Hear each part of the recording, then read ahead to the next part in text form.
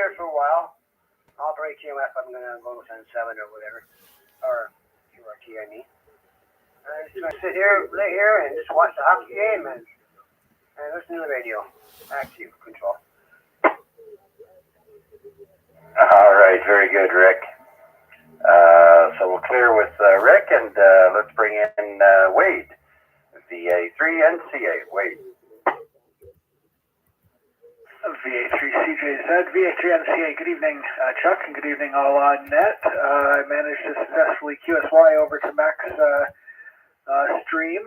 Nice to have a backup there. Very good. And you have a couple of people hanging out in your chat that I think we got them the news, but we'll see as they make the migration. Other than that, everything else is going all right here. The rain is not great, but well, I guess we got to get through that a little bit. Yeah, 50% of the way through the week already, so not that you want to really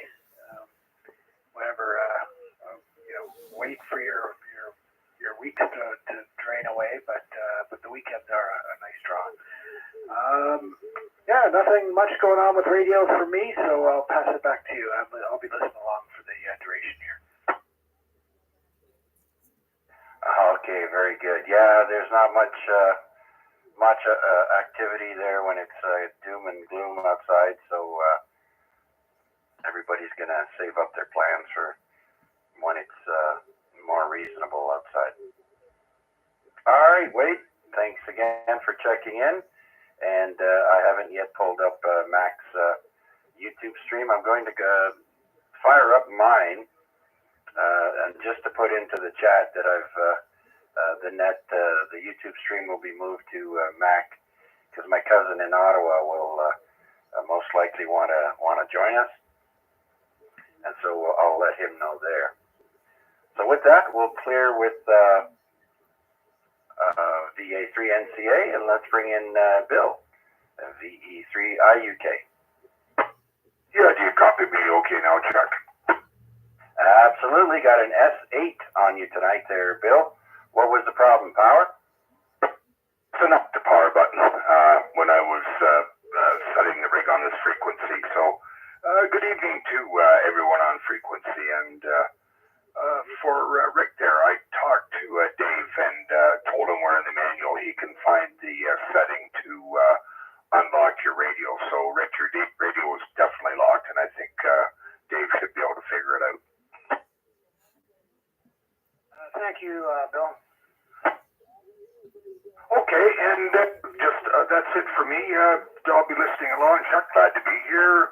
Was going to try to go and activate today, but obviously not with the rain. So hopefully in the next couple of days we can get out there and get an activation done. Meantime, just listening along. All right, very good, Bill. I got you in the log, and yeah, thanks for boosting the power there. You're sounding much better now. How are you receiving me over there? Oh, you're about an S9 here. Just a slight bit of breaking fine, but a good signal. And I'm going to put a little bit of a request out for when I do start to get some nice weather. If I could get somebody who would come over and help me with my home antenna. My SWR's got wacky on it, and I'm trying to get it fixed, and I'm not having too much luck. So if anybody has some time on a weekend when the weather gets better, I'd sure appreciate it. Other than that, Chuck, back to you. All right, Bill. Yeah, very good. Yeah, we want to, that's the other thing. When the weather is not good and you want to test out antennas, well, antennas are usually outside. And so, yeah. I mean, it's only 11.8 degrees outside right now. And I went for a walk to the mall today, and I had to wear a thick sweater with a hoodie there, and I brought the umbrella with me. But I saw people in T-shirts and shorts out in this weather, flip-flops even. I'm like, well, of course, this is at Walmart. I mean, you get all kinds of people. That's as far as I'm going to go with that. But yeah, 10, 11 degrees there is not summer, summer clothes weather. Anyways, Bill, thanks again, sir. And I do have your request for Australian animals. We'll get to that in a little bit. WPG.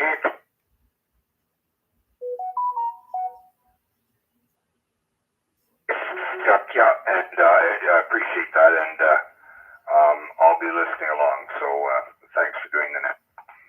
VA3 WPG. Yes, sir. VA3WPG. Bill, if you've got some antenna problems and you want to mess with that one of these days, give me a call. I'm just down the street. Diagnostics and troubleshooting is half the fun of radio. If you want to hand with that, let me know. I would appreciate that. Maybe on the weekend if we get some good weather, but we'll just play it by ear if you've got some time. Yeah, we would appreciate it. No problem. Let me know. I'll be around. Roger. Thanks a lot. Thanks a lot. Back to you, Chuck.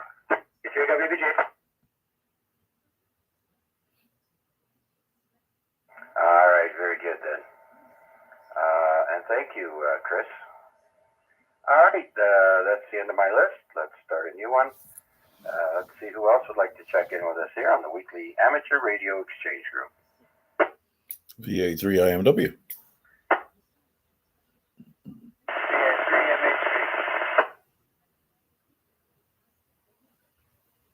All right, I heard LBI at MHV, but someone doubled with Larry there. That other station, come now. Well, that's never a good idea. It was me, VA3IMW. Ah, okay, very good. VA3IMW, Mac, come on in. All right. Just quickly, I'm here for the duration. You're live on the YouTube, and I named it the same as what you would have, AREG Week 1654. And it's nice that Larry and Wade and Albert has even joined us live there. So waving a big hand to Barry, and just think a couple more days and you'll be home sweet home. Just a quick note for Wade. By the end of Wednesday, we're actually 60% through the week. So it's not halfway anymore. Noon would have been halfway. Hump day's behind us pretty much, and we're all downhill from here. Anyways, everything seems to be working, and there's Guy. Welcome, Guy, from Ottawa, and nice to have you joining along as well. Okay, well, Chuck, I hope you resolve all your difficulties with Windows 11, and hopefully get that all resolved before Windows 12 comes along and whacks you in the side of the head.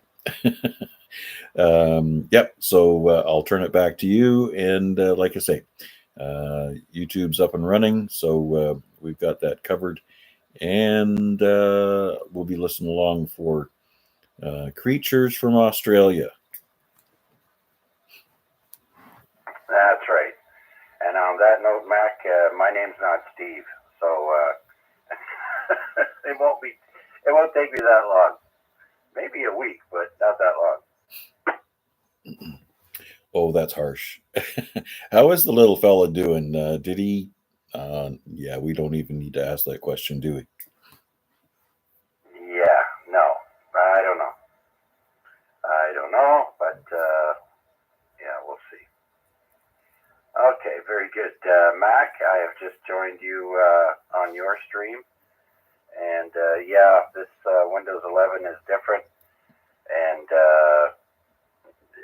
some things are clashing and so on.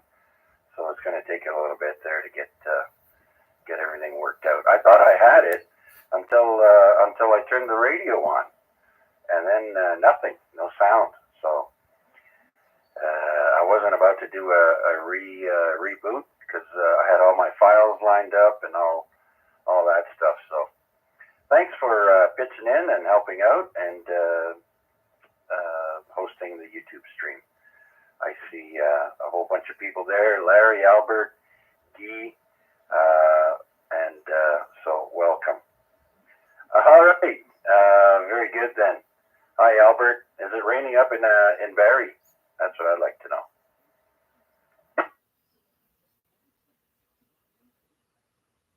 All right. I know he's not going to answer me here, so.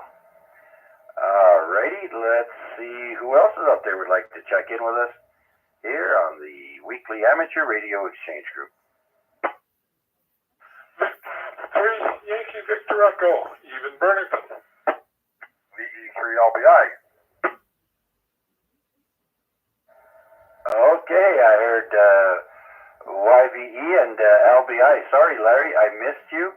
I got all excited there and just went right over you. And MHV also. So let's bring in Larry first, and then we'll go from there. VE3 LBI.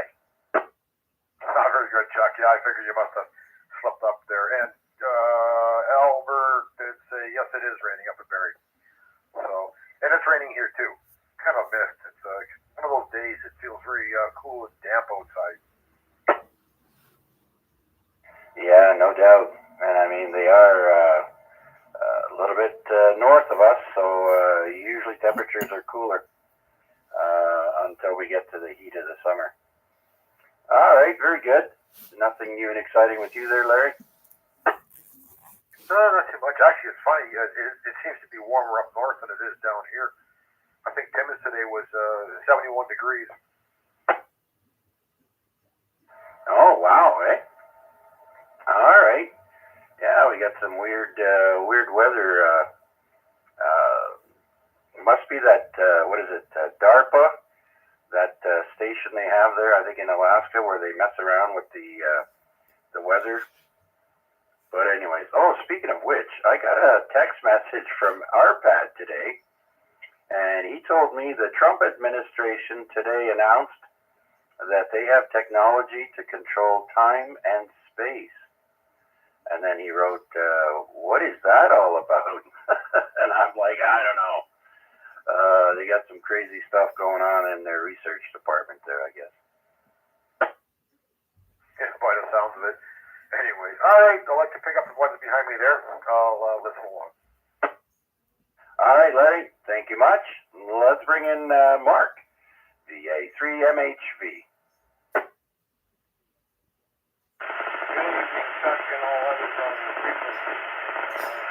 Sorry to hear about your Windows 11 struggles. I know it's running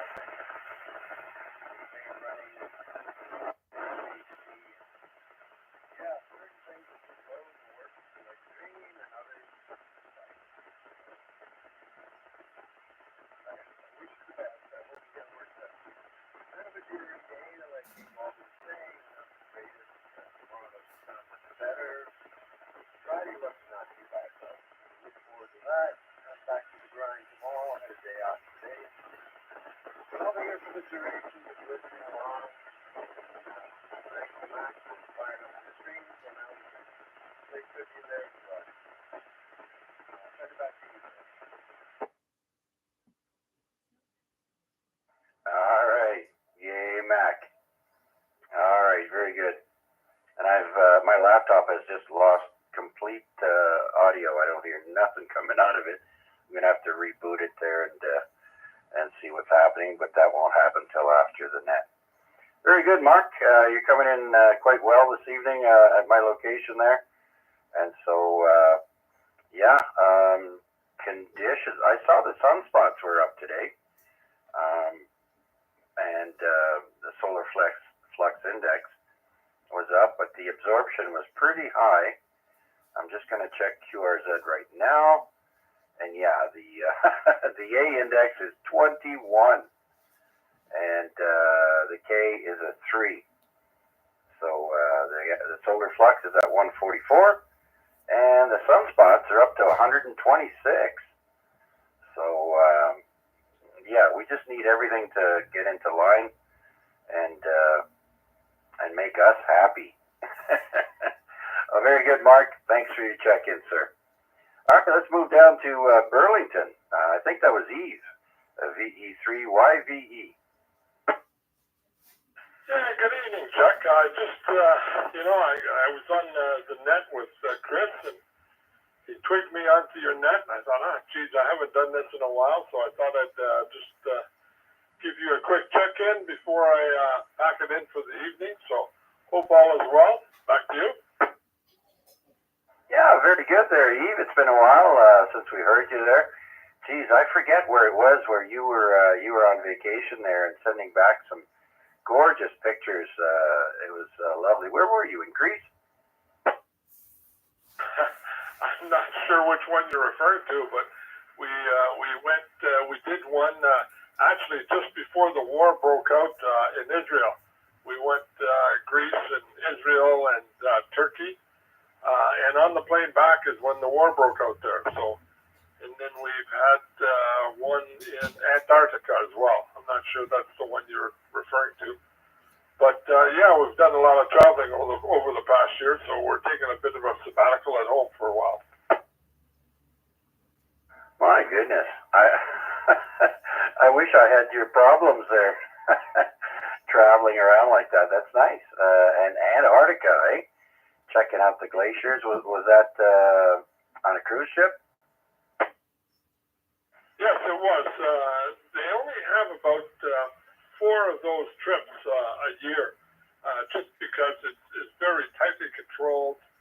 Even the cruise ships have to turn off their outside speakers. They want no noise. It's very tightly controlled. But the 4 trips before us were in fog and storm, and it was lousy. Ours, we had bright blue skies. It was spectacular. I'd go back there in a heartbeat. Yeah, I see what you mean about turning the ship's speakers off. Can you imagine if they turned their air horns on in front of a glacier and half the continental ice shelf would break and all hell would break loose? So yeah, I can see that. Yeah, we're actually coasting next to some glaciers that you could see the penguins running across the top. It was quite spectacular. Loved it. All right, very good. Well, things are okay over here. We're just going to be doing backyard camping this year, I think. Not going very far. And thanks for your check-in, Eve. Always a pleasure. And we'll talk soon down the log. Appreciate it. Thanks, Chuck. I'll try to make a point of it after Chris's to give you a check-in. 73, have a good week. All right, you too. Okay, then. I think that's the end of my list. Yep, he was the last one. So let's see if there's anyone else out there wishing to check in with us here on the weekly Amateur Radio Exchange Group. This is VA3CJZ. VA3RUK recheck. Yes, sir, Bill. Go ahead. Yeah, I just had a question. You had a call sign on earlier, VE3KCI. Where is he located? Oh, he's up on James Street, across from the St. Joe's. Roger, okay, because you mentioned something about, I don't know if he's just recently been categorized as legally blind. I've been legally blind all my life, and if there's any help that I could give him adjusting, I just wanted to reach out to him. Comment? Yeah, go ahead. Yeah. Art's at Upper Paradise and Stone Church here on the mountain.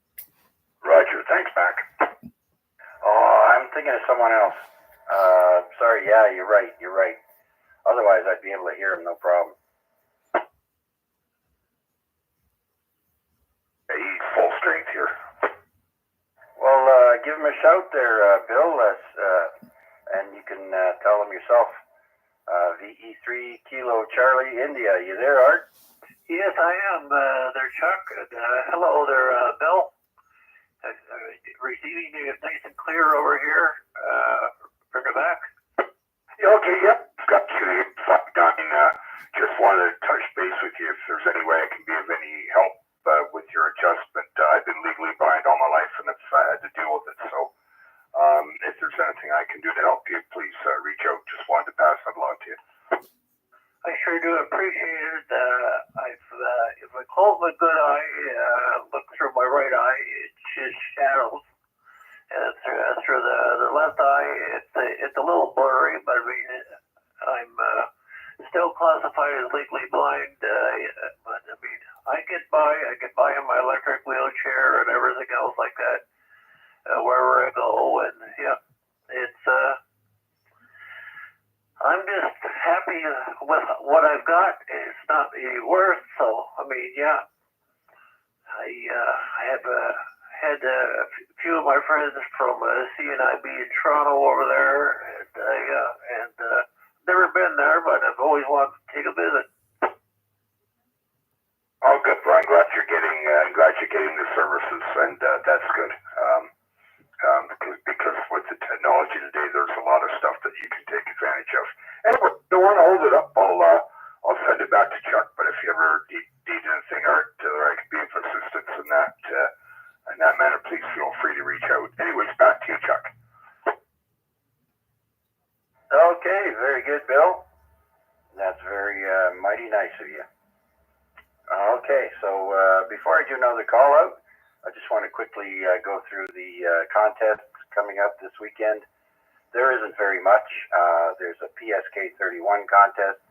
I don't think anybody does that's listening right now does that mode. And then we have a Feld Hell. Also, I don't know of anyone who does that mode. But then we have one called the Russian WW Multi-Mode Contest.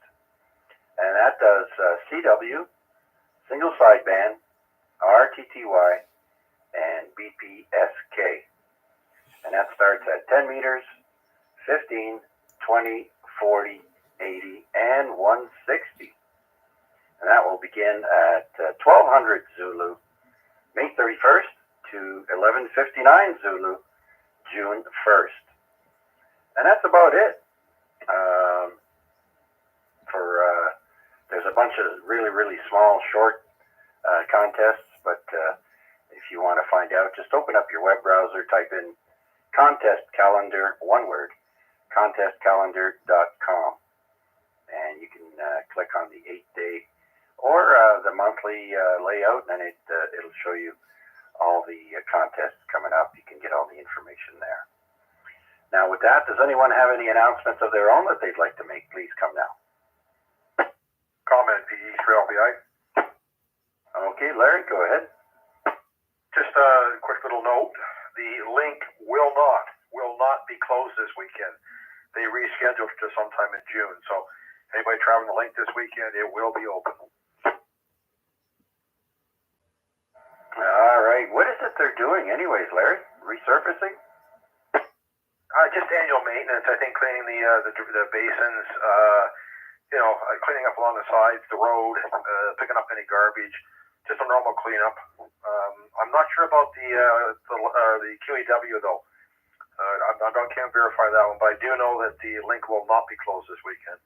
But they're supposed to close, I think, the QEW Skyway, I believe, Niagara bound this weekend, and that's been canceled too.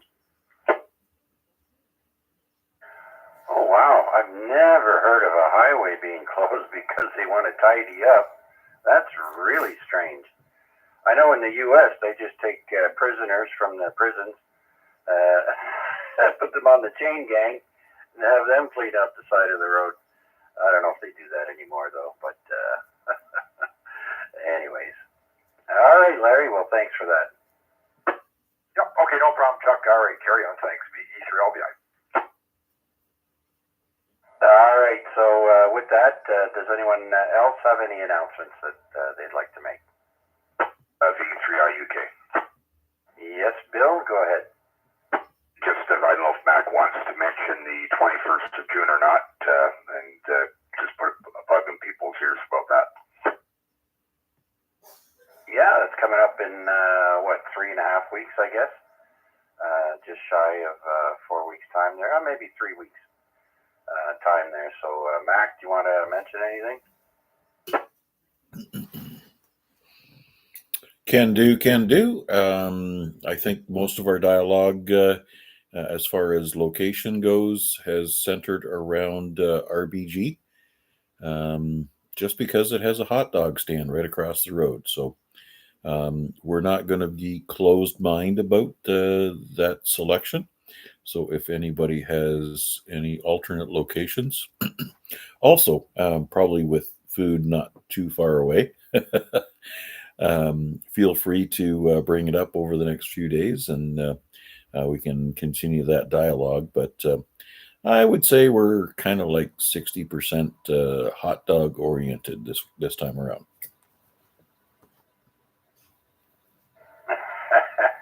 All right, very good then. Okay, Mac, thank you. Anyone else?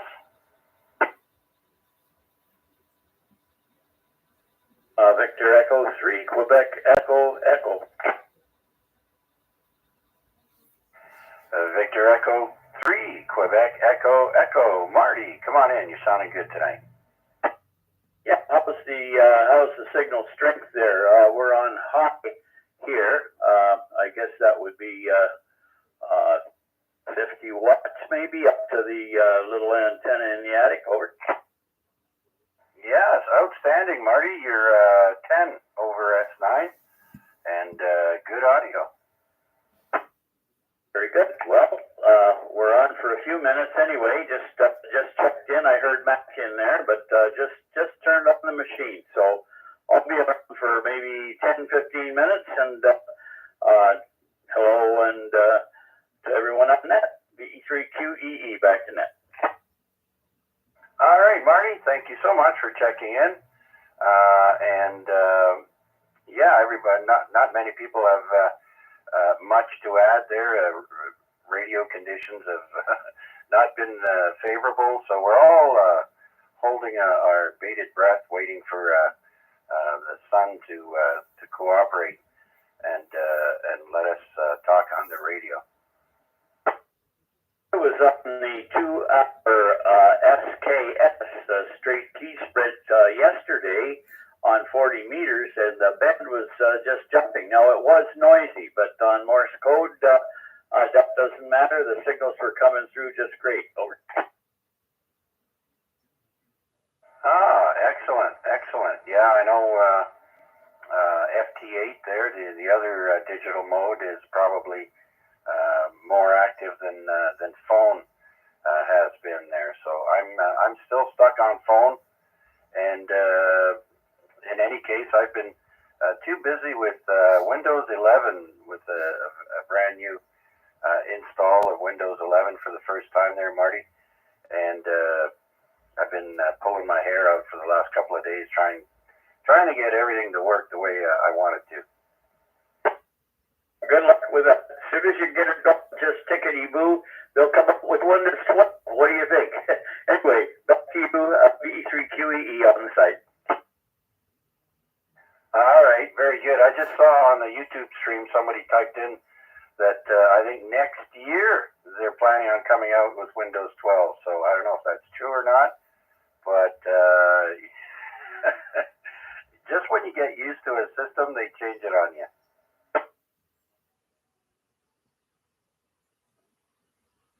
All right, very good, Marty. Okay, let's see if there's anyone else out there wishing to check in with us here on the AREG Net, the Amateur Radio Exchange Group.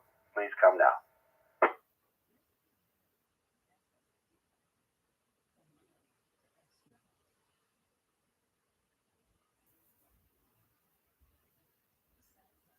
All right, nothing heard. So I guess we can go ahead and start off with some trivia or some quizzes here. What do I have here? I have an animal quiz, and then I have an Australian animals thing here. So let's start off with this. Let me pull up the YouTube stream and try and get both pages going at the same time here. Give me a moment.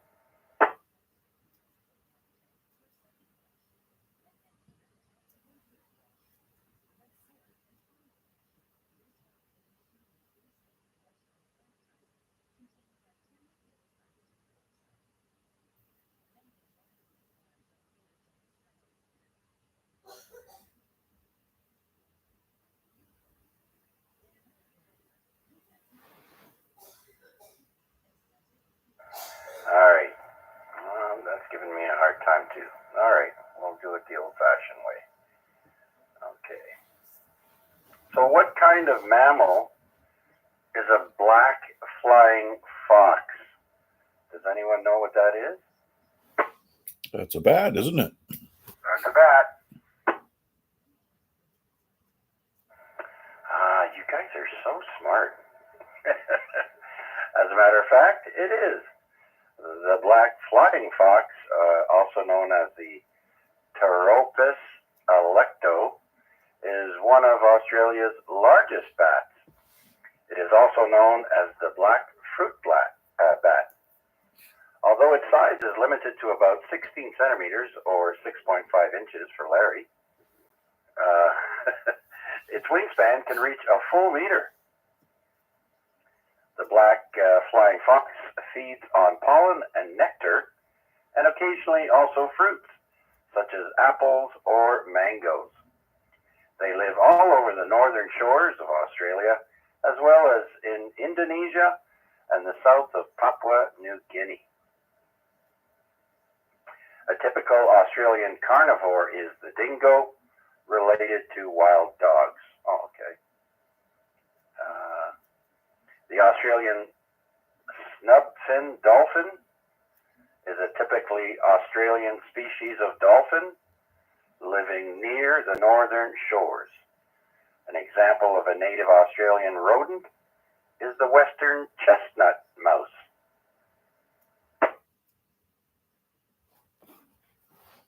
And a wingspan of 1 meter would be 39.4 inches for Larry.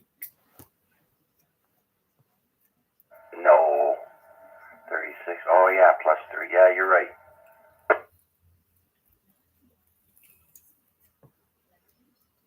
All right, question number 2.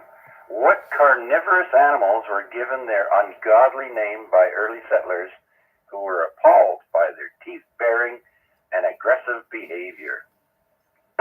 The Tasmanian devil. Yeah, I don't think there's any such thing as a docile sounding Tasmanian devil. So very good. You guys got that right. And now confined only to the island state of Tasmania, the Tassie devil only behaves aggressively when threatened. Oh, and when devouring its dinner. They feed on frogs, birds, smaller mammals, fish, and insects. They are also happy to feast as a group on roadkill. And Bugs Bunny. Oh yeah, Taz. Yeah, CH had Taz, I think, doing the news. She's on a break now, though.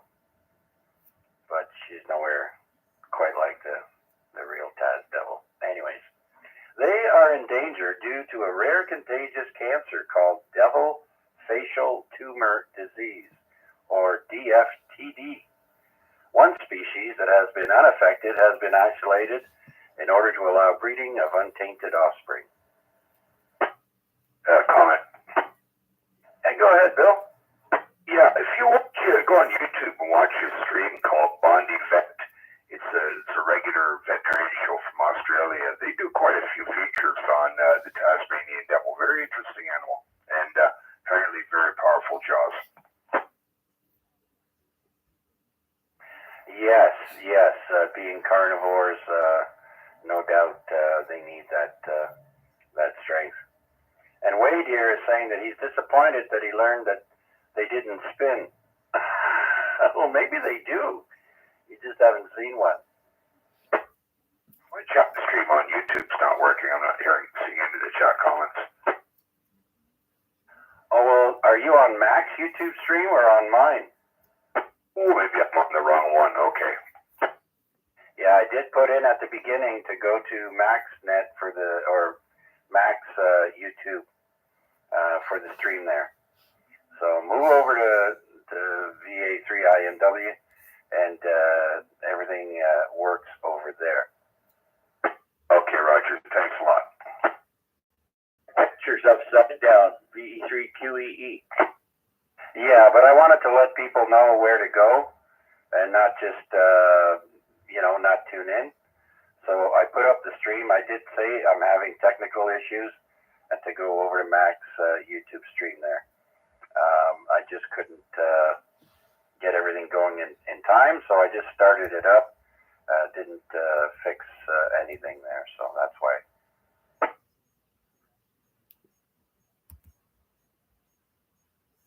Yeah, just type in VA3IMW, and he'll be under the live button there. I believe the title is AREG Week 1654. That's 1,654 weeks that AREG has been on the air consecutively. We are approaching 32 years. In September, that will be the 32-year anniversary.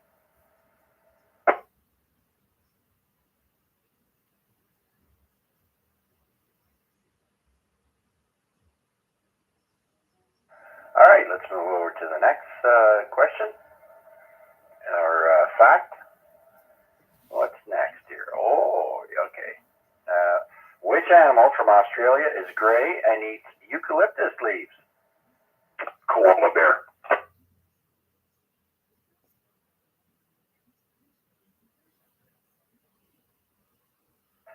Very good, Bill. And I don't know if it's actually in the bear family. I don't think so, because they're marsupials, right? I don't know. Let's find out. The answer is, in fact, koala, and koalas live in tall eucalyptus forests.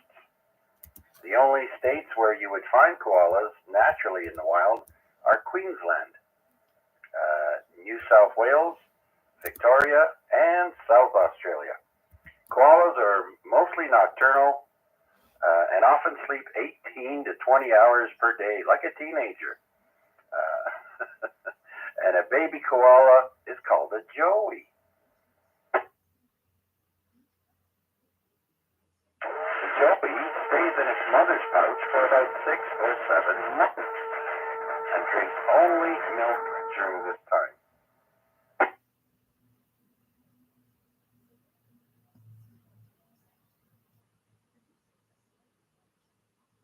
All right.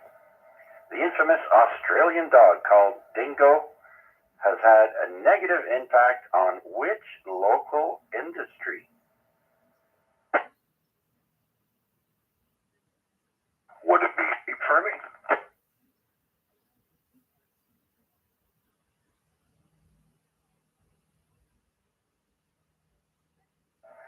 Baby stealing. Dingo ate my baby. One moment.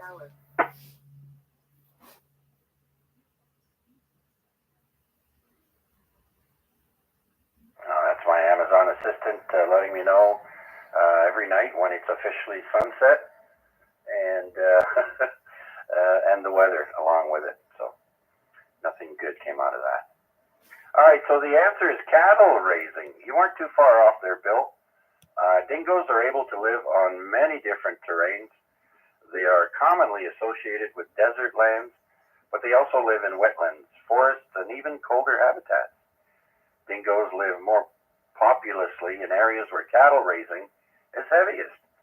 In fact, the dispersal of dingoes within Australia is almost perfectly aligned with where most of cattle are raised. Dingoes typically prey on cattle and sheep, but have also been known to fish. Because of their predatory tendencies, farmers and ranchers in the outback often hunt dingoes to keep them away from their herds. Dingoes may also be poisoned, and dead dingoes are sometimes hung on fences as a further deterrent to let other dingoes know that don't come around here or you'll end up hanging up here too. I've actually seen some YouTube videos where guys with sniper rifles will go out in the distance and they'll shoot them dead. You don't need a permit for that.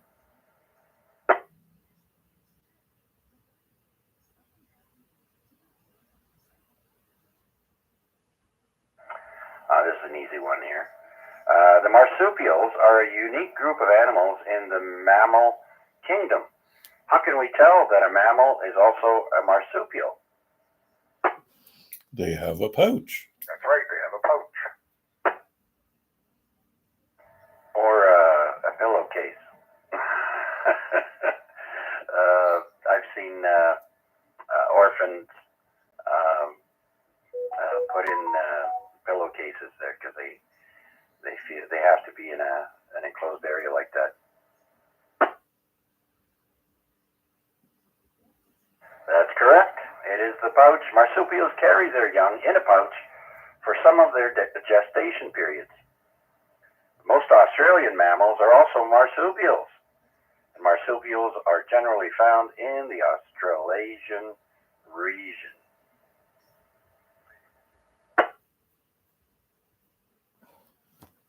And speaking of marsupials, kangaroos are tiny when they are born, about the size of a jelly bean. They normally remain in the pouch, except for small periods until around 9 months of age. Kangaroos also possess the ability to diapause or suspend the development of pregnancy during times of drought and poor food or water supply. Interesting, I didn't know that.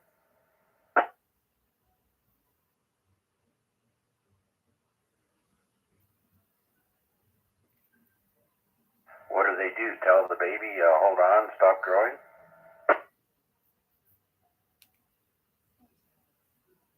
All right, you know, in Australia they're called states, just so you know. And the next question is, in which Australian state was the cane toad first introduced? Would that be Queensland? That is correct. The cane toad. A shipment of around 100 cane toads arrived in Queensland in June of 1935. These toads were bred to increase their numbers, and eventually more than 3,000 of them were released in northern Queensland. The cane toad spread rapidly and is now found across a broad swath of Australia, ranging from Kakadu National Park in the Northern Territory to northern New South Wales.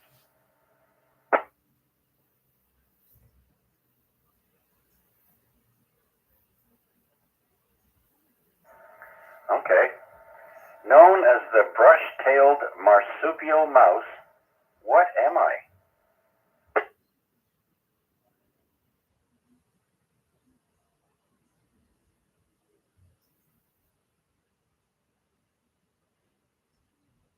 Yeah, this one's a tough one.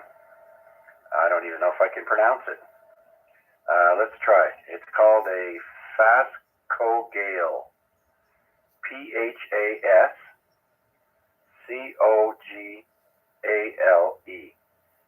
Phascogale. Phascogale, yeah. Found only in Victoria and Western Australia. I am a small marsupial measuring around 24 centimeters from nose to tail. I'm a very good climber, but find most of my food, small birds, mice, and insects, on the ground. And I don't drink. I get all the moisture I need from my food. Wow. Again, like teenagers. Who was that? Sorry, Jack, couldn't resist. V3CRF Vern here. All right, Vern's out a little late tonight. Did you get a hall pass? I do have a hall pass, my friend. All right, very good, Vern. Out for your evening walk. Is it dry out right now where you are? Unfortunately, no. Just lightly with an umbrella, but not too cold. Maybe hold the antenna of your radio right up to the metal pole of the umbrella there. Might help. I've thought that. Yeah, you're in and out there, a little noisy, but I can make you out. Thank you, sir. Proceed. I'll be listening.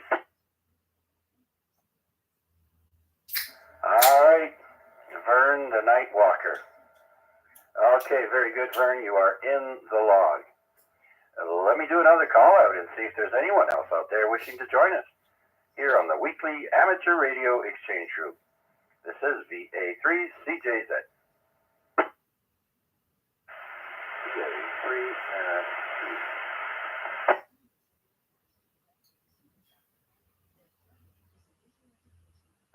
Oh, there's someone I haven't heard in a while, especially on his bass. VA3NFG. Steve, come on in. Hello, Chuck, and everybody on net. I first keyed up at the one window, and now I'm at the north-facing window. So hopefully we're doing an X9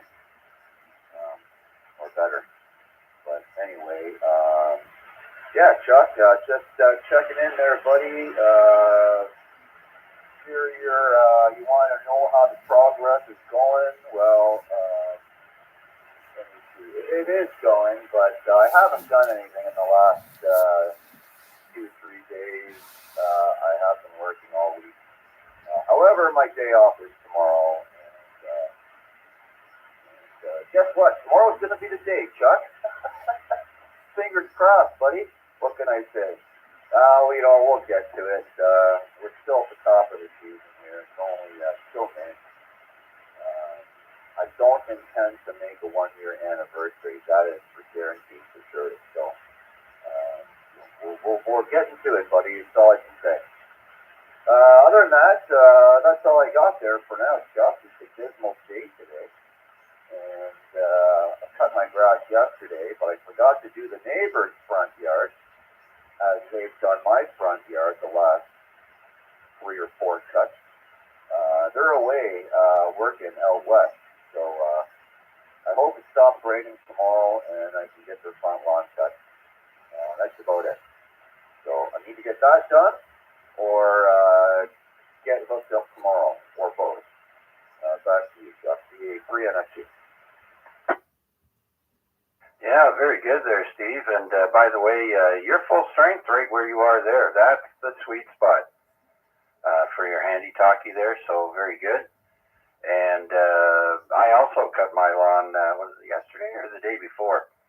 And it's funny, speaking of neighbors, part of my lawn actually belongs, it's on the property line of the neighbor, but we don't separate it, it's just, it looks like it's my property, but about 2 to 3 feet of it belongs to the neighbor.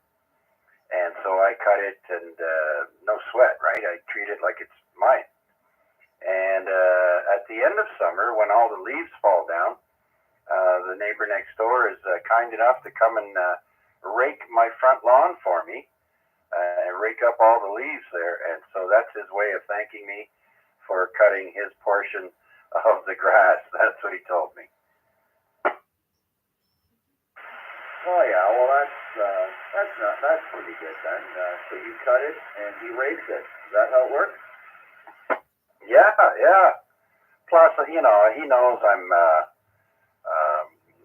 hurting there with my back and my legs and that, so he does it out of the kindness of his heart. They're Asian family, and his English is not horrible, but he can converse. Really nice. He's got 2 young boys, and they're growing like weeds. When we moved in here, they were just very young, and now they're teenagers. So, yeah, so it's nice to have neighbors like that, let me tell you. Yeah, absolutely there. Yeah, I appreciate the neighbor doing my yard there last night was the first time I cut my front yard. He cut it so far this year. I have such a small front yard, and so does he. So, it doesn't take much to run the mower around. Which has got to be 12 by 10 square feet. That's not much at all. And his yard's small. His front grass is smaller than mine.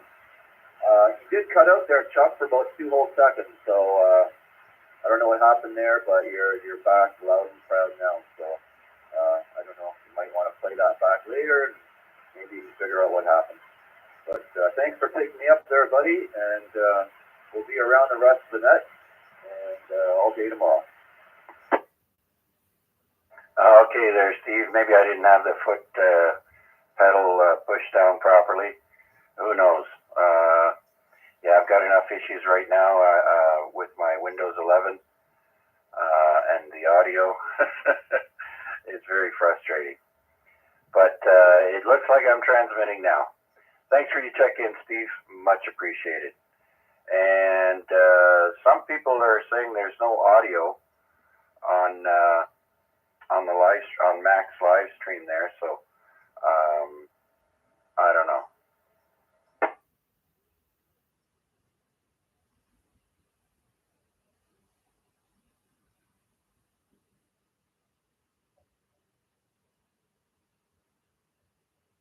All right. So, anyways, with that, is there anyone else out there wanting to check in with us? Please come now.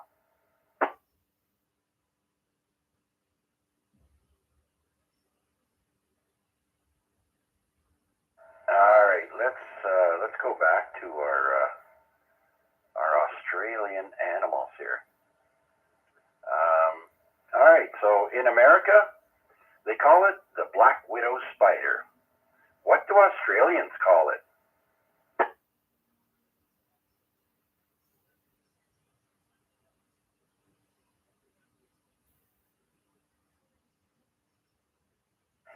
Well, the Australians call it the redback spider. The redback spider is the same as, well, not the same, but similar to the American black widow. Redback spiders are found throughout the warmer parts of the world, including Europe, North America, New Zealand, and Australia. Only the female is dangerous. Oh, I didn't know that. Well, generally speaking, females are usually dangerous anyways. They can cause serious illness and even death. However, no deaths have been reported since the introduction of antivenom. That's if you can get to the antivenom in time. Comment. Yes, sir. Go ahead, Bill. I just sort of want to know why with arachnids and insects, it's always the females you got to watch out for. Yeah. And I know in birds, the female is always dull in color, and the males are super bright because they are the ones that want to attract the females. So their plumage is always brighter than the females. So if you see a couple of birds up in the tree, one's dull looking, and one's bright looking, and one's got a cigarette in its mouth, you know it just happened, right? Yep, pretty much. Very good, Bill. And Chuck, the females are also duller in color, so they're less conspicuous on the nest. Burn here. Oh, so the mothers are less conspicuous on the nest. Oh, that's interesting.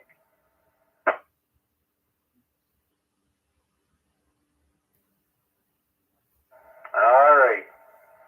Here we go. We got, I'll tell you a little something I just thought about here after I give the next answer to the question. What two well-known animals are on the Australian coat of arms?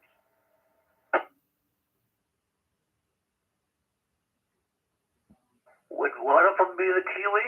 I wonder if we even have a beaver on our coat of arms. But does anyone know what's on the Australian coat of arms? What two animals? Kiwi? Art says kiwi. Isn't that a fruit? One of them has to be a kangaroo. Absolutely, Marty. The answer is the emu and kangaroo. The reason that these two animals were chosen is because neither of them can walk backwards. Hence, on the coat of arms, they are both facing each other, depicting a nation that only goes forward and never backwards. There you go. And the kiwi, that's New Zealand, isn't it? that an animal? I don't even know what that is. Yeah, it's a small two-legged animal. It's just totally black in color with a yellow beak. Now I'm going to have to look that up. It's another flightless bird. And speaking of emus, I saw a video where an emu was patrolling a farm at the fence line where a coyote was trying to get in, and it was pecking the coyote, and it didn't like it, so it took off. We should all have a watch emu. Comment. Go ahead, Bill. The kiwis are related to the same family as emus and ostriches and rheas. They're all in the same family. Yeah. Last night, the wife and I were watching a video on the shoebill stork. It's a prehistoric-looking bird. It's one of those wetland birds where it's got tall legs, and the beak is looks like two claws. So they call it the shoebill, and it makes this great rattling noise with its beak, and it bows. If you want to touch an emu or a shoebill stork, you must bow to it, and if it bows back to you, then you can touch it. Otherwise, look out.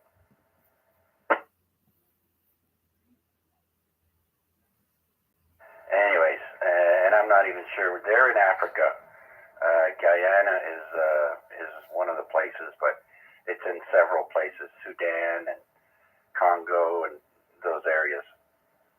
All right, next one. Question number 10. Not every bird flies. Which flightless bird would you be most likely to see in the wild in Australia? We just covered that. It's the emu. The emu is a flightless bird that can reach up to 6 feet or 183 centimeters in height, due in part to its long, thin legs. Though the emu cannot fly, it can run at speeds of up to 30 miles an hour or 50 kilometers an hour. They are relatively common in the wild in Australia. Emus are most active during the day and have a fairly varied diet, including insects, grasses, and leaves. Then it says the ostrich is typically seen in Africa in the wild. The kiwi would be found in the wild in New Zealand. And the moa is an extinct flightless bird.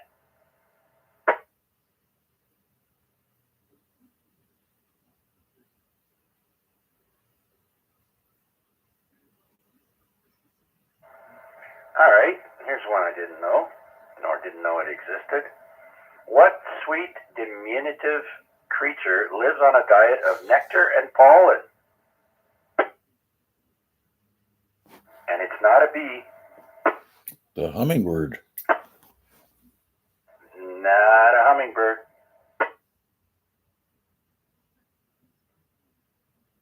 It's called the honey possum. The honey possum has a prehensile tail and is famous for its long snout. The genus name Rostratus means beaked in Latin. Its feeding behavior is a little like the hummingbird, as its tongue moves rapidly in and out in its mouth, or out of its mouth, at about 3 times a second. The animal is endemic to the southwest of Western Australia and is a talisman animal for some of the traditional owners of that area. They are nocturnal and feed on flora endemic to the area, namely Banksia, bottle brushes, heaths, grass trees, and kangaroo paws. Never heard of any of that stuff.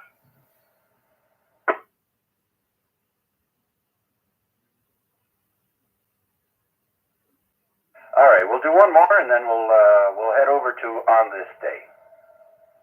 So, question number 12. Which animal from Australia has big hind legs and uses jumping as a way of getting around. What's a roo? Absolutely correct. It is the kangaroo. What better way to finish off the Australian animals than with the roo? There are 4 kangaroo species. Can you name any of them? The wallaby. That's not a species. It's called something else.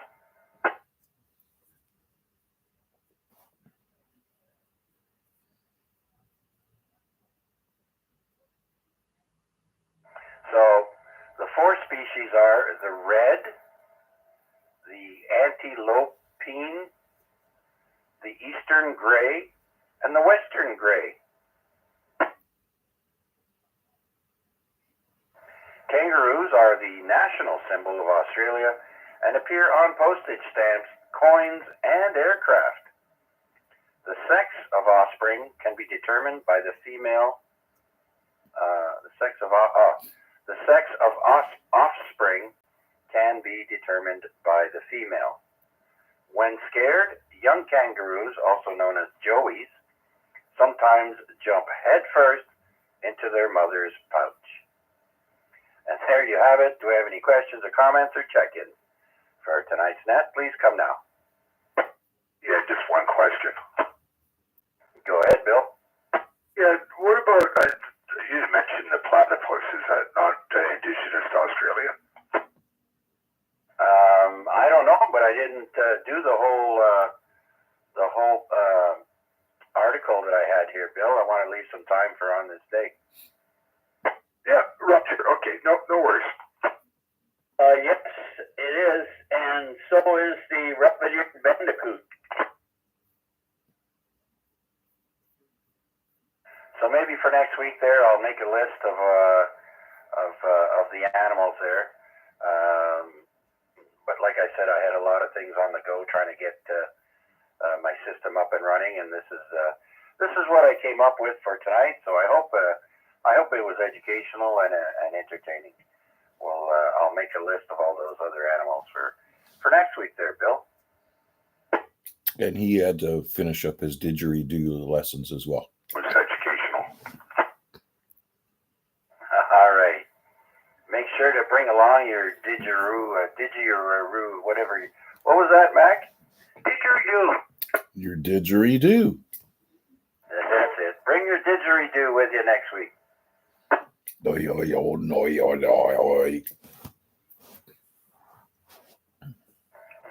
go. You nailed it.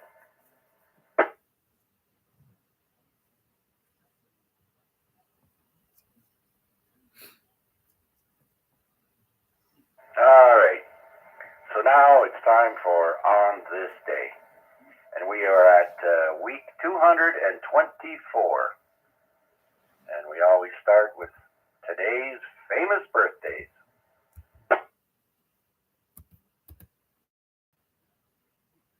We go to the year 1738, and a man named Joseph Ignace Guillotin. He was a French physician and Freemason who proposed and became the namesake of the guillotine, born in France, and he died in 1814. So the guillotine is named after a person. I hear he was a real cut-up. What was that, Vern? I hear he was a real cut-up. You know, if you look hard enough, you can find the very last public execution with the guillotine on video. It's in black and white. It's silent, and it's very quick, but it's the real deal. They had that down pat. Man, you would lay down on a board. The blade would come down and the head would go in the basket, and then they would roll your body straight into a cart, and they would just take you away. Boom, boom, boom, it's done. Kind of crazy to think that people used to go and watch public executions, Chuck. Oh yeah, it was like a picnic for them, a big outing. Short, I don't get it. some people wanted to see justice, others entertainment. There's not much to do out in the middle of nowhere. TV back, Chuck. Yeah, no TV and no Wi-Fi.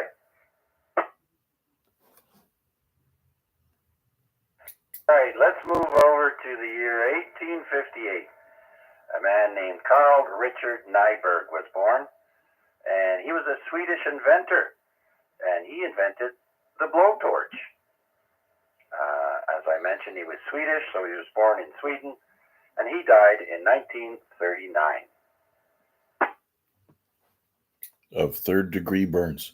I think Art is going to be announcing his departure. If you want to let me bring him in. Absolutely. Come on in there, Art. Chuck and everybody on the net are there. I'm just going to call tonight. It's getting on to bedtime for me. I've already taken medication. I'm getting drowsy. So everybody on the net, have a great week. And hopefully we don't have to put up with this rain all this weekend, because otherwise all of our gardens are going to be all waterlogged and the vegetables are going to be full of snow. There you go. Art is in much need of a beauty sleep, and I think we can all agree there. Get lots of that, Art. Have yourself a great evening. Thanks for joining us. And any last words for Art there, Chuck? Go ahead.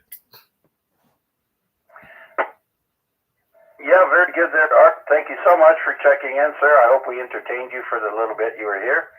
And can't wait to talk to you again there, my friend. Take care and have a great rest of the week. Yeah, you too, Chuck, and everybody else on the net too. Have a great week. Returning wishes for a good week. Back to you, Charles. All right, I was listening on the YouTube stream there, but there is, of course, a 2-second delay or 3. And so, but I caught it all there, Art. Thanks again, my friend. Take care.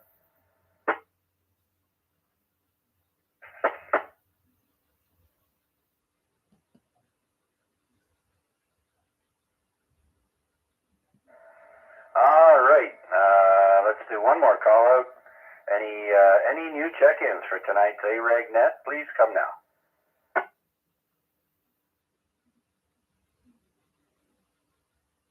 All right, so let's go back to who was born on this day, and we go to the year 1886, and a gentleman by the name of Santo Trafficante Sr. He's a Sicilian-American mobster, born in Sicily. He died in 1954. He was a very famous mobster.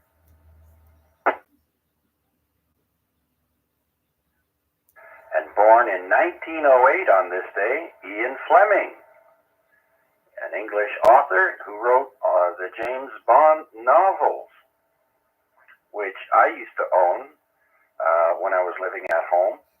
I had all the paperbacks of the James Bond novels, and yeah, I wish I had them today.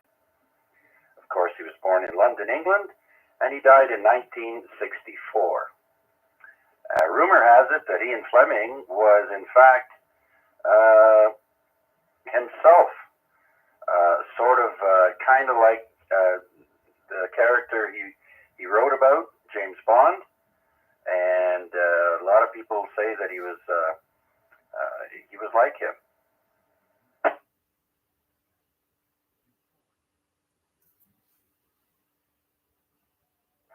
Because in fact he did serve in the military too, I think. All right, next, 1916, Gerald MacArthur was born. He's a British Scotland Yard detective who caught the Great Train Robbers, and he was born in Newport, Wales. He died in 1996.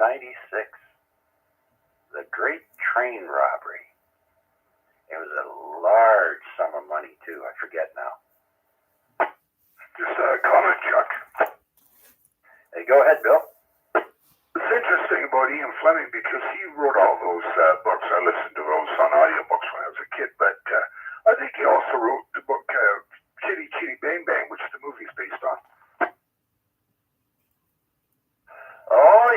think I remember hearing something about that. Yeah, he didn't just do those novels; he did others as well. So, very good.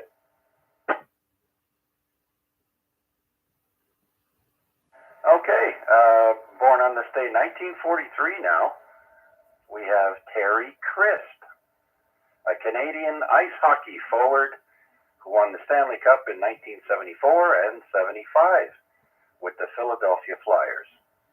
And also as a coach, he won the Stanley Cup in 1989 with the Calgary Flames. And he was born in Parry Sound, Ontario.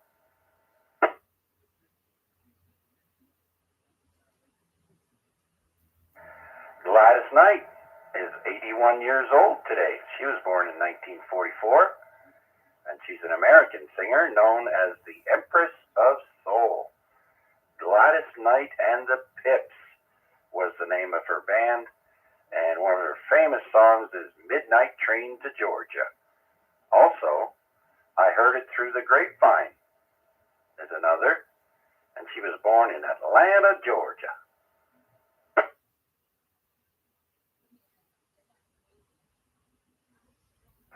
Also turning 81 today, Rudy Giuliani. Poor guy is dead broke now. The government screwed him over. He was born in 1944, an American lawyer and politician. He was also the mayor of New York City from 94 to 2001. And he was in office at the time of the September 11 attacks. And he was very instrumental in helping out during that time. Of course, he was born in New York City. Next, we have Sandra Locke. She would have been 81, but she died in 2018. Sandra Locke was an American actress, and she was Clint Eastwood's longtime girlfriend or wife. And they split. I forget when, but she was in every movie that he was in. Same thing with Charles Bronson. He had his wife in every movie that he was in. Because if he was going to do any love scenes, he was going to be with his wife only.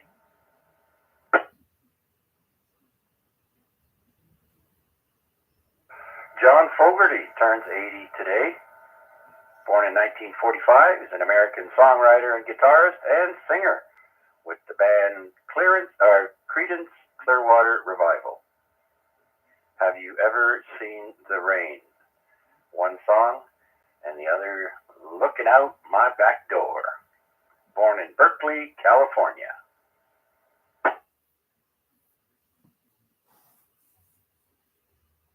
All right, this next guy here is familiar, but I don't recall him. Patch Adams was born on this day, 1945. He was an American physician, comedian, activist, and clown. I guess when you make all that kind of money, you can act like a fool. Born in Washington, D.C. His real name is Hunter Adams. Yeah, I think Robin Williams did a movie called Patch Adams, and that was loosely based on the guy's life. All right. Yeah, I don't remember that guy. Anyways, next, born in 1947, Zahi Hawass. He's an Egyptian archaeologist, Egyptologist, and Minister of Tourism and Antiquities. And he does not believe the results of any radar, ground-penetrating radar. He says those are false, and he doesn't believe in radar. He's also discounted many other true facts. He's been caught lying. He's a very mean person. He thinks he runs. He thinks he rules the world the way he behaves. He's a horrible person, in my opinion.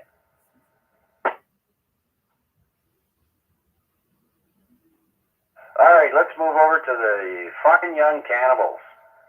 Roland Gift, born in 1961, is a British pop rock singer with the Fine Young Cannibals. You might remember the song, She Drives Me Crazy. And he's also an actor, born in England. Roland gift.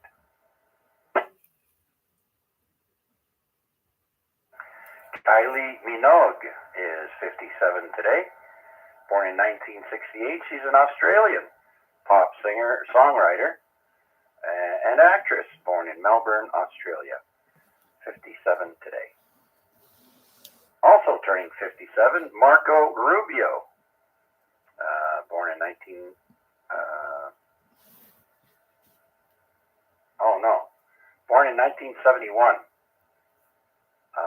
He's the American Secretary of State. He was a Republican senator in Florida for, 14 years. Born in Miami, Florida.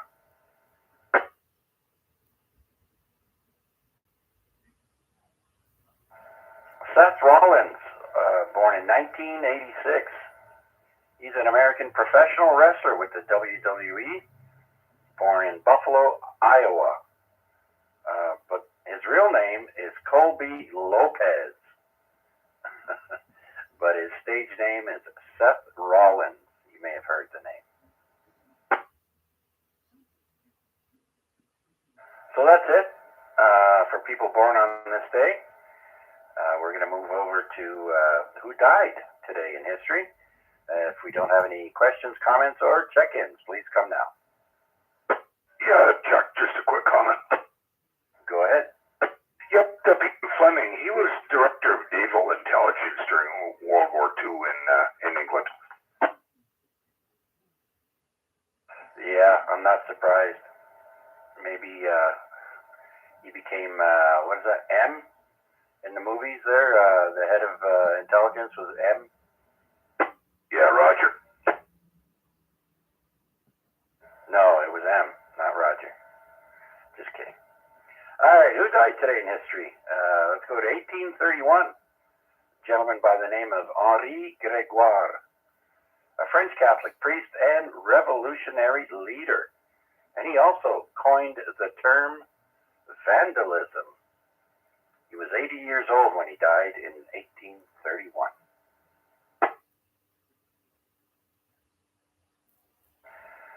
Noah Webster. He was born in 1758 but died on this day in 1843. He's an American lexicographer whose dictionary is named after him, Webster's Dictionary. He was 84 when he died.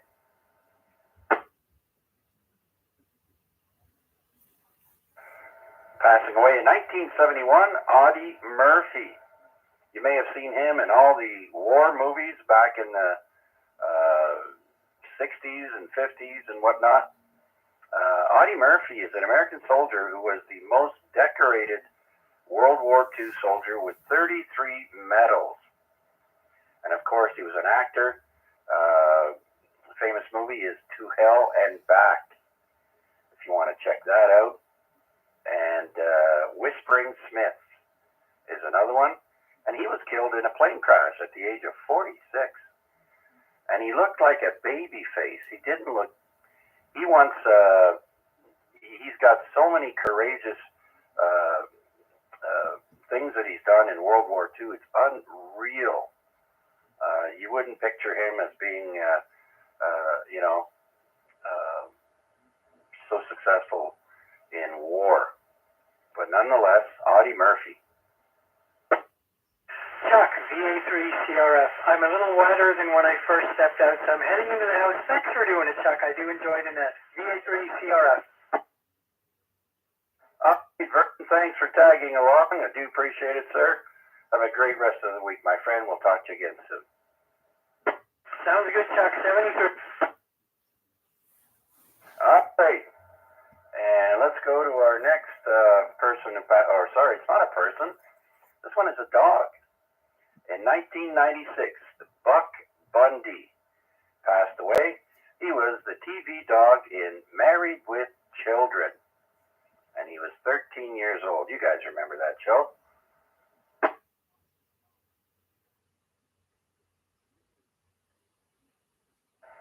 Next is Phil Hartman, dying in 1998. He was a Canadian American actor. I didn't know that. He was in The Simpsons, Pee-wee's Playhouse, on News Radio, and he was a graphic artist as well.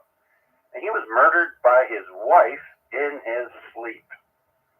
He was 49.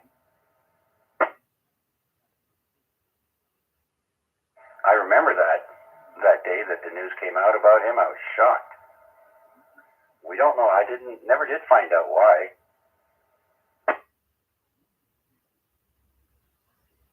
All right, dying in 2010, Gary Coleman, American actor with different strokes. He was 42. What you talking about, Willis?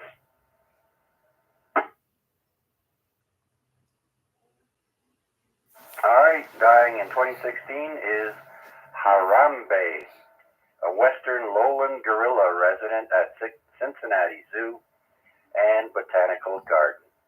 He was shot and killed at the age of 17 by a zoo worker to protect a 3-year-old boy who had fallen into the enclosure, and so they shot the gorilla there because he dragged the little boy by his foot.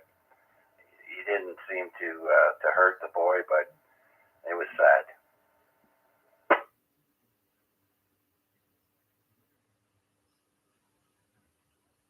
All right, so that's it for deaths on this day in history. We now move to today's historical events. And we'll start with Joan of Arc in 1431. She is accused of relapsing into heresy by donning male clothing again, providing justification for her execution. So they let her off with a warning the first time. She was found out, and then the second time they executed her just for wearing men's clothing and going into battle.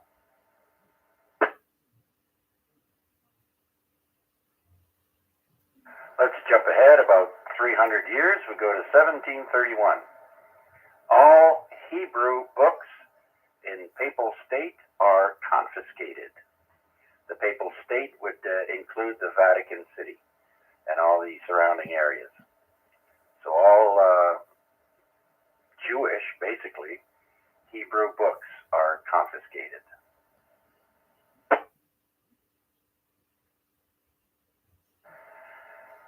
And now in 1818, a ship by the name Walk in the Water, the first steam vessel to sail on Lake Erie, is launched.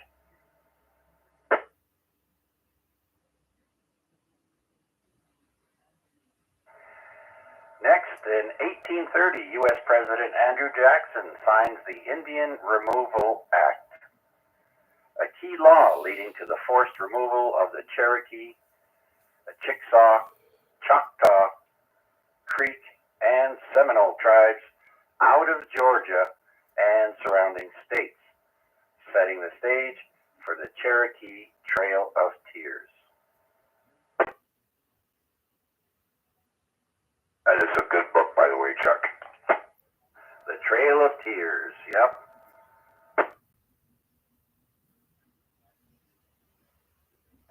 Yep, and some very famous native Indian chiefs were made famous because of that, because they were not going to go into the reservation without a fight. All right, 1845, there's a fire in Quebec City, Canada, and 1,500 houses are destroyed.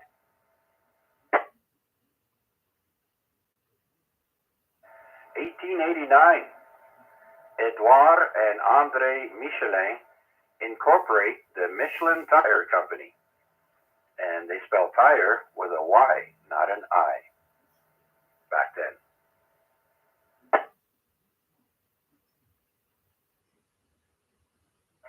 And then in 1901, there's laws against phosphorus matches that were enacted.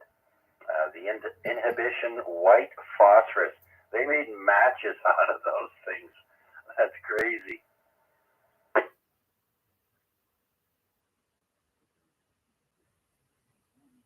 Burns very, very bright, and it's hot as hell. Dangerous. All right, in 1923, the U.S. Attorney General says it is legal for women to wear trousers anywhere. 1923. In 1928, American automobile makers Dodge Brothers Inc. and Chrysler Corporation merged together.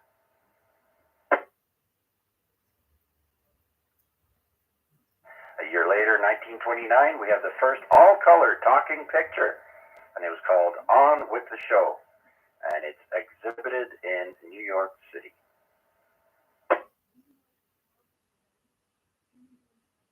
In 1932, the Netherlands closes off the Zui der Zee. There you go. A new system of dams and dikes to reclaim land and provide flood protection. The country's largest hydraulic engineering project of the 20th century.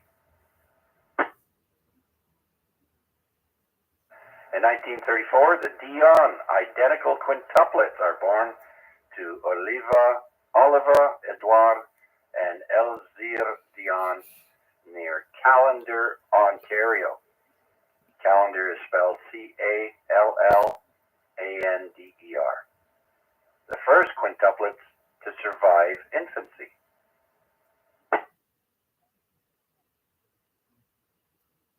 In 1936, Alan Turing submits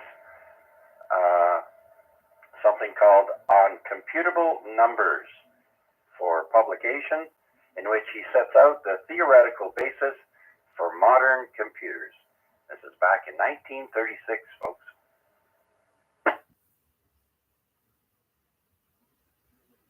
On this day in 1937, the Golden Gate Bridge in San Francisco opens to vehicular traffic.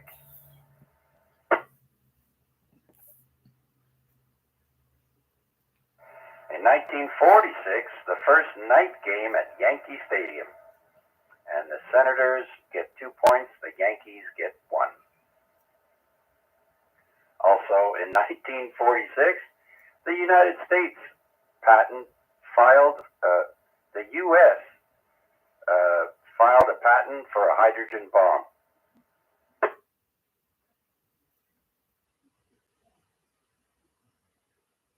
All right, moving to the space race. In 1959, monkeys Abel and Baker zoom 300 miles into space on a Jupiter missile and return safely to Earth. The first animals retrieved from a space mission. 1959.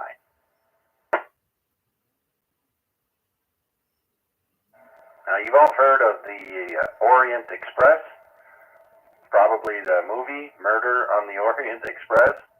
Well, that was a train, and it was a real train, actually, and the very last trip from Paris to Bucharest on the Orient Express was on this day in 1961, after 78 years of service.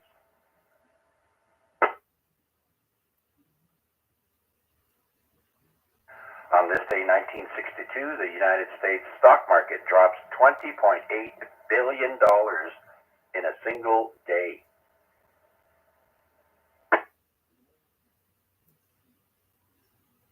And also on this day, 1962, The Wild World of Sports with Chris Schenkel premieres on CBS Radio.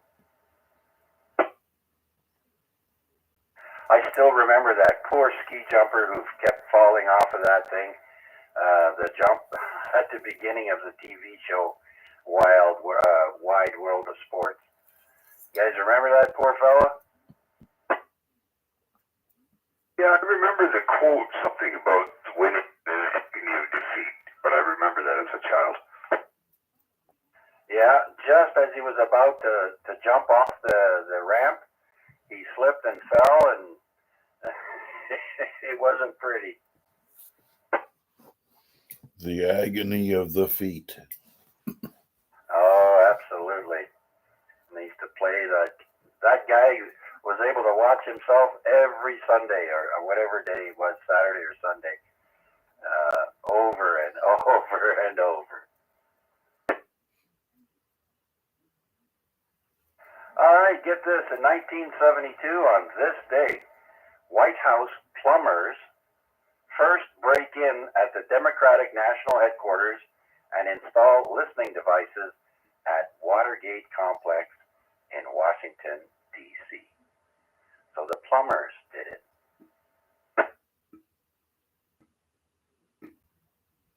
Next, we have the police forming. In 1977, Sting, Stuart Copeland, and Andy Summers performed together for the first time, backing Mike Howlett at a show in Paris. Summers is invited to join the police.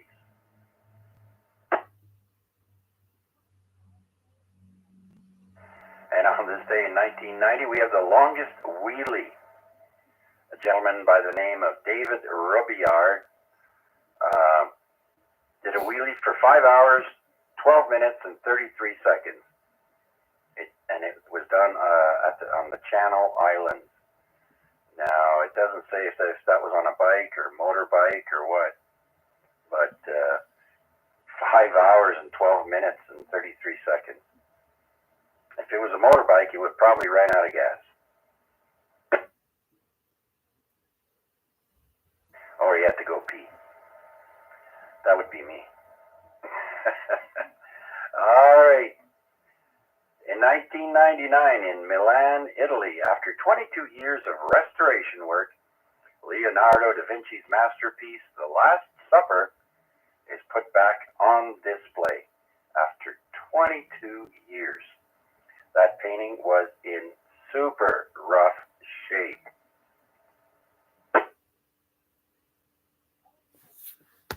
Like, how old is that? Like, is that about 400 years old or something? That painting? Anybody know? Long enough for The Last Supper to be stale.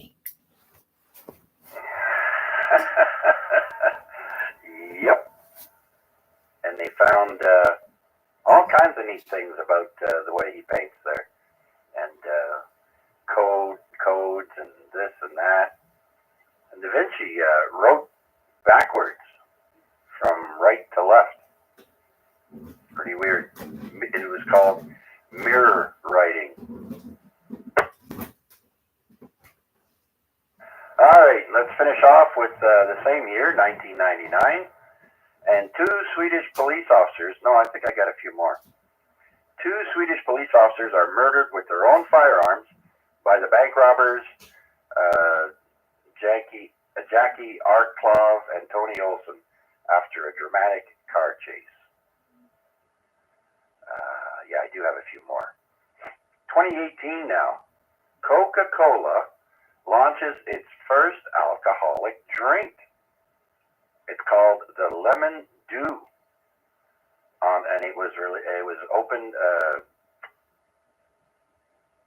It was introduced on the island of Kyushu, Japan.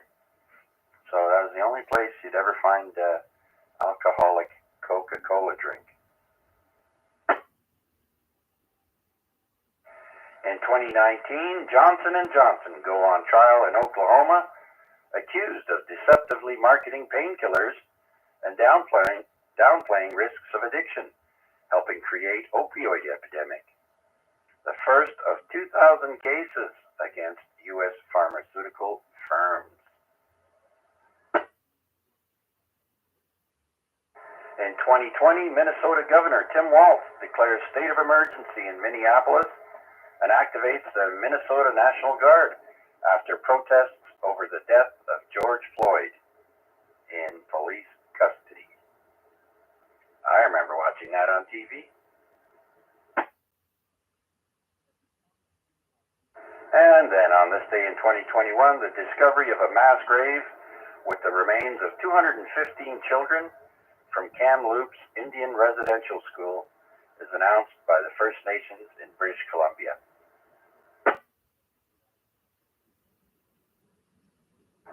And then 2 years ago today, surgeons complete the world's first whole eyeball transplant with a partial facial transplant for a U.S. veteran lineman injured in an accident at NYU.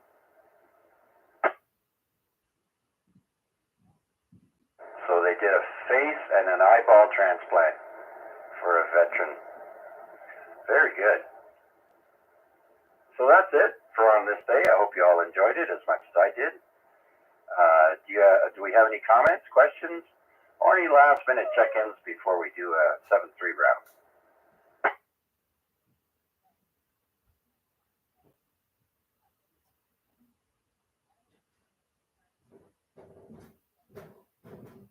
All right, nothing heard.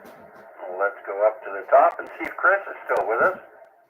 VA3WPG.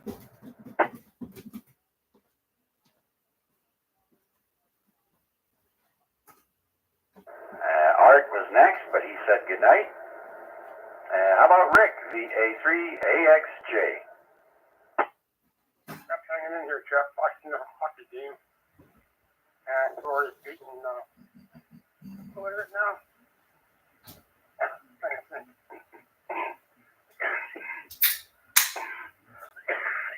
Damn chip. How many hundred in that? I'm off. See you later. I think that when a chip gets stuck in your throat. So good night, all 7-3s from PRT. Okay, Rick, drink some water or pop or something. Wash that down. Thanks for sticking around, buddy. Always nice to hear you. We'll talk to you again soon. All right. Next, we go to Wade, VA3NCA. VA3CJ said, VA3NCA, hey, Chuck, yeah, that was great net as always. Good night to you and to all on net, 7-3. We'll see you all next week. VA3NCA, back to control. All right, very good, Wade. You also have a great rest of the week. 2 more sleeps till the weekend.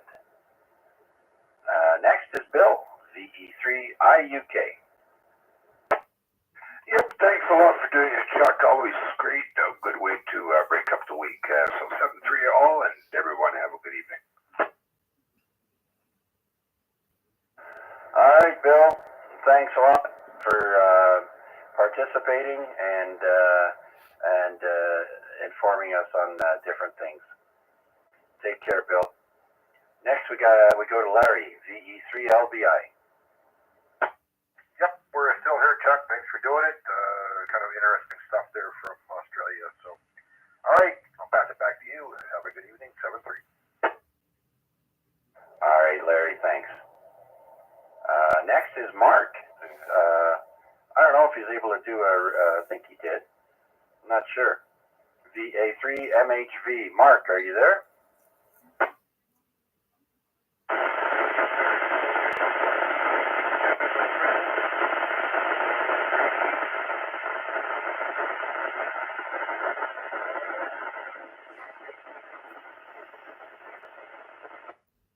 All right.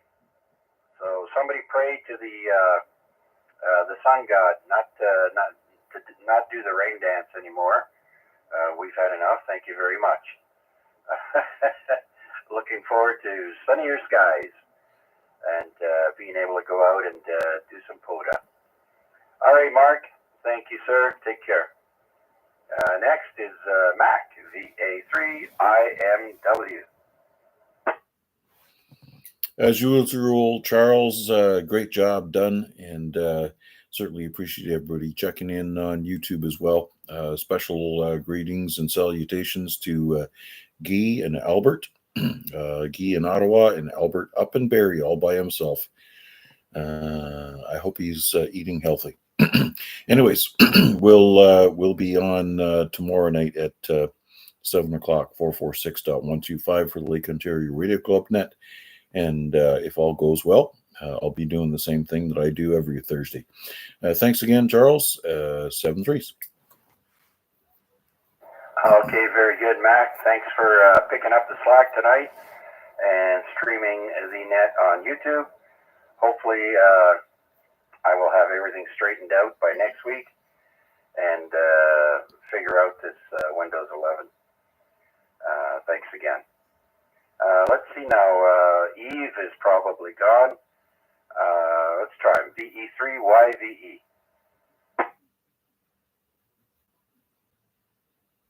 Let's see if Marty's still around. VE3QEE.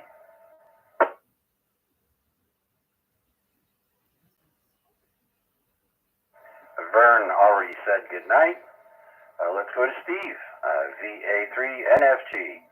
You're the rapper for tonight, Steve. Very good there, Chuck. Okay, well, good night as always, Chuck. Looking forward to it next week for sure. 7-3 to anybody that's still online or on the net here. And we'll catch us all next time then. Have a good one all, and 7-3, VA3, NFC. All right, Steve. I'm going to be waiting tomorrow with bated breath. Oh, geez, I just love giving you the gears there. You know that. Anyways, thanks, Steve, for sticking around, and good luck. And with that, I want to thank everyone who joined us tonight on the net, on the radio, and on YouTube. A shout out to Guy and Albert, who are not in the city. Thank you so much for joining me, and I look forward to doing it again, all again next week.